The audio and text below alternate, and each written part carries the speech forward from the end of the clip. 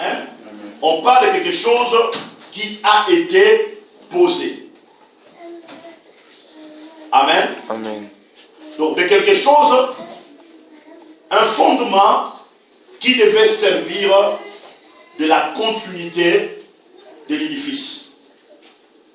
Amen. Amen. Parce qu'on pose un fondement pour la continuité de la maison. Sans le fondement, il n'y a pas la continuité de la maison. Alléluia. Amen.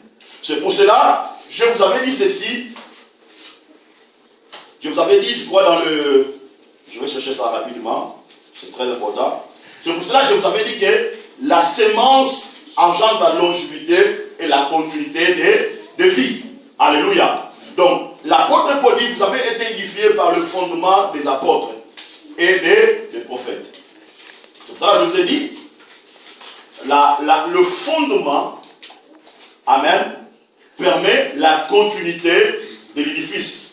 Donc, sans le fondement, il n'y a pas de la continuité. Amen. Maintenant, ce que nous devons comprendre ici, le ministère de l'apôtre et des prophètes est les deux ministères principaux que Dieu a utilisés pour bâtir l'église, pour bâtir Christ dans l'église comme la pierre principale. Je répète, le ministère d'apôtre et le prophète est les deux ministères principaux que Dieu a utilisés pour bâtir Christ dans l'église comme la pierre principale.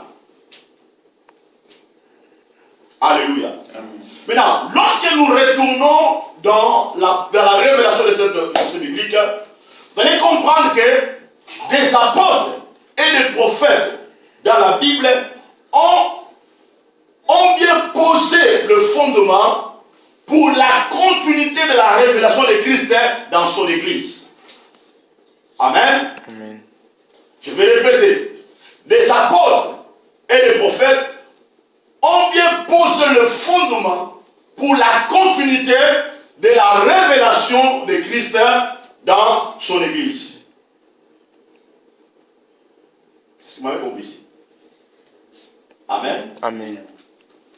Donc, des apôtres et des prophètes ont bien posé le fondement pour la continuité de la révélation de Christ dans son Église. Alléluia. Je crois que vous avez été édifiés par le fondement des apôtres et des prophètes, Jésus-Christ étant la pierre angulaire. En lui, tout édifice bien coordonné s'élevait pour être un temple saint dans le Seigneur. Maintenant, je vais donner encore le verset biblique pour que nous puissions comprendre ce que je vais dire tout à l'heure. 1 Corinthiens chapitre 3, verset 10. 1 Corinthiens chapitre 3, verset 10. 1 Corinthiens chapitre 3, verset 10. L'apôtre Paul dit, selon la grâce de Dieu qui m'a été donnée, j'ai posé le fondement. J'ai posé le fondement comme un sage architecte. Un autre bâtit dessus. Mais que chacun prenne garde à la manière dont il bâtit dessus. Amen. Selon la grâce de Dieu qui m'a été donnée. Donc selon les dons. Amen. Amen. Selon les dons de Christ. Selon les dons de Christ comme un apôtre. Amen. Qui m'a été donné. Je posé le fondement comme un sage architecte. Amen. Amen. Voilà pourquoi je vous ai dit que le ministère d'apôtre et prophète est le deux ministères principaux que Dieu a utilisés pour bâtir Christ dans l'église comme la pierre principale. Et je dis, des apôtres et des prophètes ont bien posé le fondement pour la continuité de la révélation de Christ dans son église. Donc l'apôtre Paul montre, dit, selon la grâce de Dieu qui m'a été donnée, j'ai posé le fondement comme un sage architecte. Donc il a posé le fondement. Donc vous devez savoir, avant nous, amen, avant nous, il y a eu des apôtres et des prophètes que Dieu avait déjà utilisés pour poser le fondement pour la continuité de la révélation de l'Église, pour de génération à génération.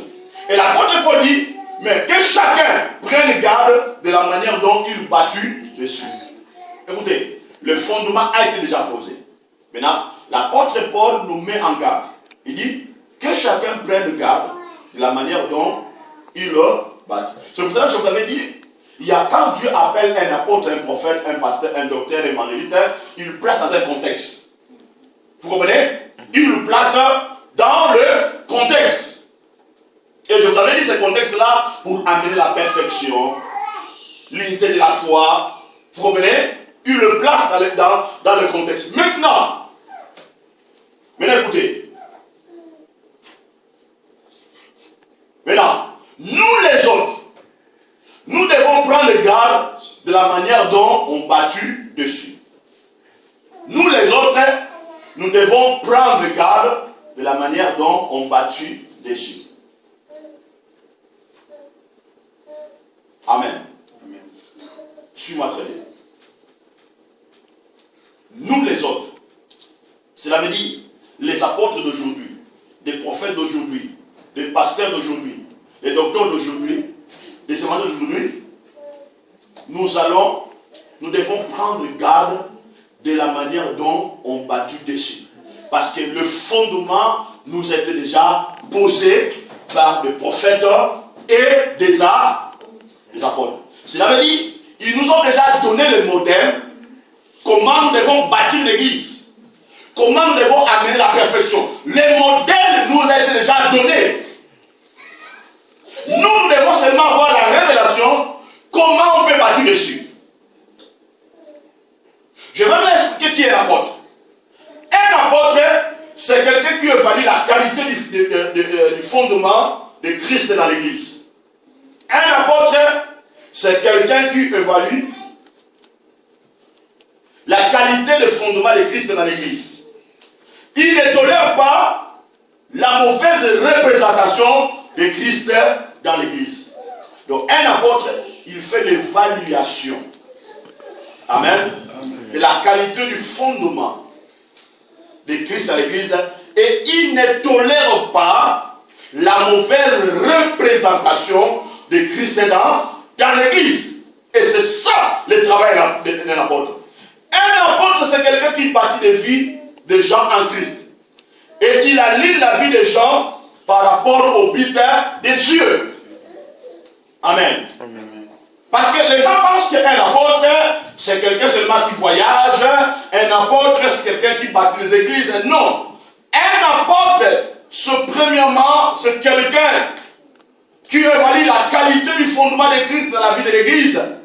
Et il ne tolère pas la mauvaise représentation de Christ dans l'église. Et c'est quelqu'un qui bâtit des vies des gens en Christ. Il aligne la vie des gens par rapport au but de Dieu. C'est ça un apôtre. Amen. Amen. Je vais vous l'expliquer ici. Lorsque nous retournons dans l'Ancien Testament, vous allez voir que Moïse, il était un apôtre et il est aussi un prophète. Alléluia.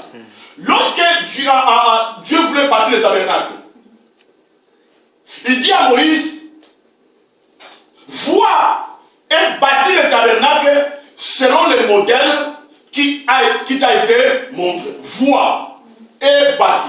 Vois et bâtis. Or, le mot voir est lié avec la dimension prophétique. Vous comprenez? Parce que tu ne peux pas bâtir quelque chose si tu n'as pas la dimension prophétique. Tu dois d'abord voir étant un prophète et bâtir comme un apôtre. Donc Moïse, il avait ces deux dimensions comme un prophète et un apôtre. C'est pour cela que la Bible déclare, nous étions bâtis par le fondement des apôtres et des prophètes. Donc, ces deux ministères marchent ensemble. Vous comprenez? Ces deux ministères marchent ensemble. Ces deux ministères opèrent ensemble pour bâtir les choses, pour poser le fondement. Donc, Moïse, il avait cette capacité, étant un prophète, de voir et de faire quoi? De bâtir. Vous comprenez? Donc je peux dire, dans le ministère d'un apôtre, il y a aussi ces deux dimensions qui opèrent. La dimension prophétique et la dimension apostolique. C'est pour cela que nous sommes arrivés dans un moment où la dimension prophétique et apostolique doit opérer dans l'église. Vous comprenez? Donc nous ne devons pas être aveugles par rapport à l'état de l'église. Nous devons avoir la capacité de regarder dans la pensée de Dieu. Qu'est-ce que Dieu fait? Et comprendre ce que Dieu fait et de le bâtir dans l'église. Amen. Maintenant, si nous voulons partager cette dimension, nous devons premièrement construire notre révélation selon le fondement que les apôtres et les prophètes nous ont laissé. Amen. C'est très important qu'on parle cela. Noé, il est aussi un apôtre, il est aussi un prophète. Amen. Parce que la Bible déclare, Noé, il a été averti, divinement averti par Dieu. Alléluia. Pour faire quoi? Pour construire l'arche. Amen. Donc, Noé, il avait cette capacité-là comme prophète de voir le bateau dans la pensée de Dieu, l'arche dans la pensée de Dieu, et de le bâtir. Alléluia. Et c'est ça le travail d'un apôtre. Et c'est ça le travail d'un prophète, d'un pasteur, tout ça. Nous avons tous cette responsabilité-là. Maintenant, un prophète, c'est quelqu'un qui opère dans le centre de la pensée de Dieu. Un prophète, c'est quelqu'un qui opère dans le centre de la pensée de Dieu.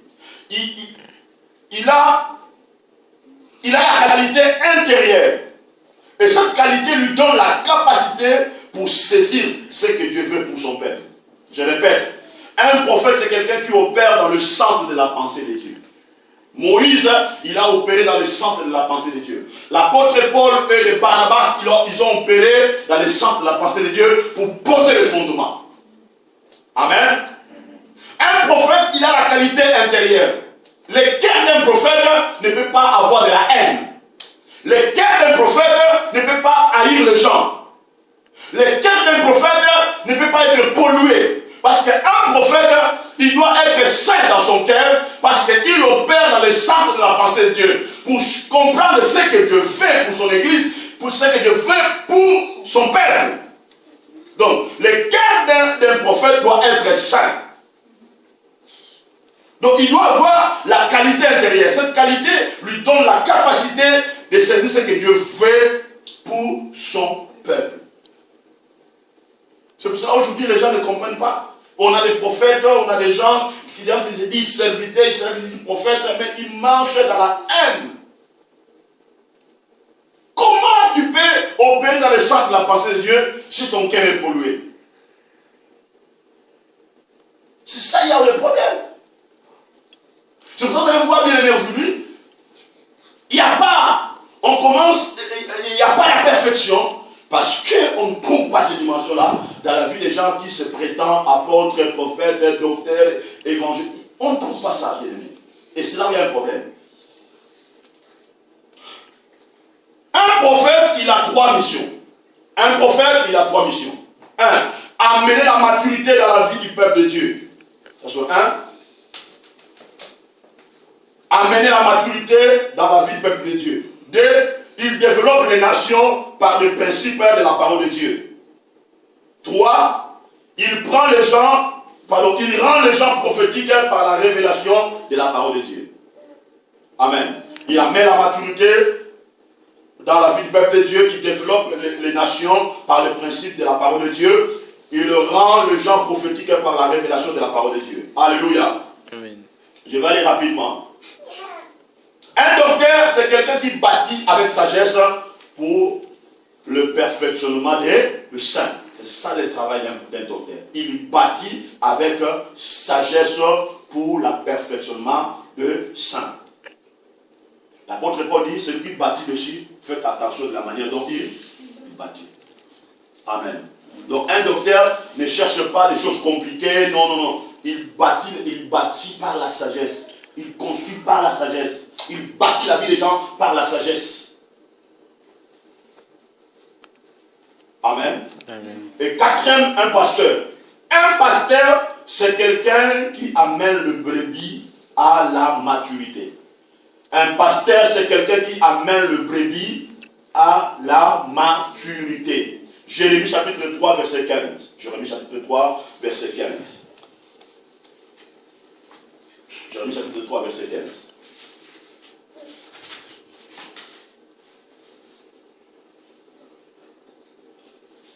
Jérémie chapitre 3, verset 15. Je vais lire la Léon Jésus-Christ. Je vous donnerai des bergers selon mon cœur. Je vous donnerai des bergers selon mon cœur. Ils vous paîtront avec l'intelligence et avec sagesse. Cela veut dire, je vous donnerai des pasteurs selon mon cœur. Donc, le choix vient de qui? Ça vient de Dieu. C'est Dieu qui donne, c'est Christ qui donne sa dimension comme pasteur dans la vie de la personne que Dieu a appelée comme pasteur. Vous comprenez? Et ces gens-là, ils ont la responsabilité de paître les gens avec intelligence et sagesse. Pourquoi? Pour amener la perfection. Vous comprenez?